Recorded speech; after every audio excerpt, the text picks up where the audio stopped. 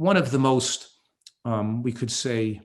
significant findings of the last decade is that, which is now reproducible in many studies, of course, that is that people with a lower carbohydrate intake, eating diets that are more animal product heavy, like paleo diets or keto diets, have the most early death. So even though a person may be controlling their weight or having their glucose temporarily look better on a more, on a more higher animal product, higher protein diet, we know that low carbohydrates diet are linked to early death, and more animal protein leads to more premature death. And you can't have, there's no such thing as a diet rich in animal protein that's going to be lifespan favorable. This has been well established to be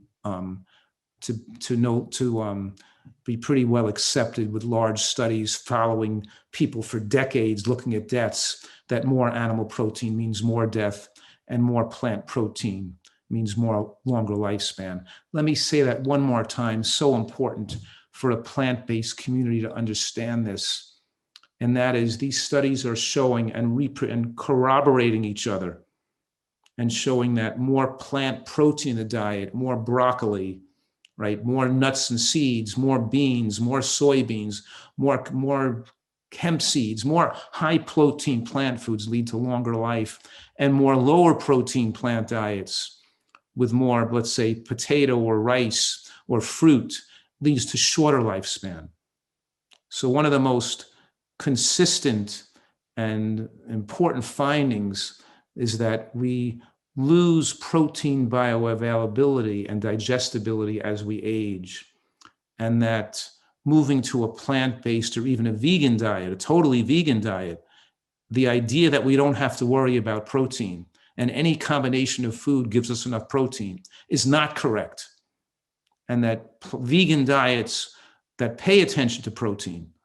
where a person is eating seeds, nuts, beans, and greens to maintain protein adequacy with aging, definitively leads to longer lifespan than a diet higher in, let's say, carbohydrates or rice. And of course, brown rice is contaminated with arsenic. The Adventist Health Study 2 is such an important study which showed the same thing. It showed that more animal protein made for more death and more plant protein made for longer life. But the Adventist Health Study 2 is so important in the history of scientific studies is because they're studying a population that don't largely drink alcohol or eat a lot of junk food, or that are not generally obese. They're looking at a relatively healthier population compared to the average American, with a wide variety of intake, from vegan to flexitarian to pescatarian to those eating more conventional amounts of animal product. So they're able to really zone in and see the patterns of disease. If you study just the average American or Western European, too many people are eating alike, and there's not enough people in the categories comparatively of people eating more vegan or more smaller amounts of plants. The Adventist Health Study 2, because it's ongoing for decades and so many people in the cohort, and looking at hard endpoints like actual death and cardiovascular death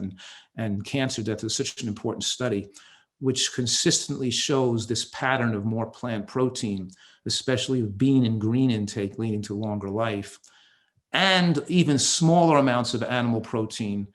shortening lifespan, even in lower amounts, and also that more nuts and seeds in the diet lead for longer life, and reducing nuts and seeds and moving to a lower fat plant-based diet by excluding nuts and seeds leads to almost a 40% increase in cardiovascular death. Dramatic increased death rate from both all-cause mortality, from both cancer and heart disease. We know you need fat in a vegetable-based meal to maximize the absorption of phytochemicals, and fat stabilizes the heart against arrhythmia. And the idea that a low-fat diet is some people actually say in the plant-based community, they say a low-fat plant-based diet as if of some benefit. They've been falsely educated, misinformed to think that a diet lower in fat is somewhere favorable, when it's not true, because the Seventh-day Adventist Health Study 2 divided fat intake and nuts and seeds intake into 5 different quintiles, and the lowest quintile of nut and seed consumption has much more death than the highest quintile of nut and seed consumption, which is usually about 1.5 ounces a day or more. So we're talking here about even an ounce a day was not in the highest quintile of nut and seed consumption. So even an ounce a day is somewhat low. So as we moderate calories, we don't want to moderate calories by taking all the nuts and seeds out of our diet. We want to moderate calories by taking the oil out of our diet, so we have room in our caloric pie to include nuts and seeds as a major source of fat. Every nutritional scientist in the world knows that walnuts is healthier than walnut oil and sesame seeds are healthier than sesame oil. Why would be people being so confused about putting oil on their food? And you can't put the oil on the nuts and seeds because then you're going to exceed your caloric intake. So what I'm saying here is that the data in the Adventist Health Study 2 has been corroborated by not one study or 5 studies or 10 studies, but 15. How many studies do you need to corroborate these long-term studies when all these scientists devoting their lives to this data, and people look at all this data and they still are in denial that it's real because they see their nutritional guru and their nutritional viewpoints as a kind of religion that they can't, that's fixated based on what they want to believe, and they're not flexible to let the science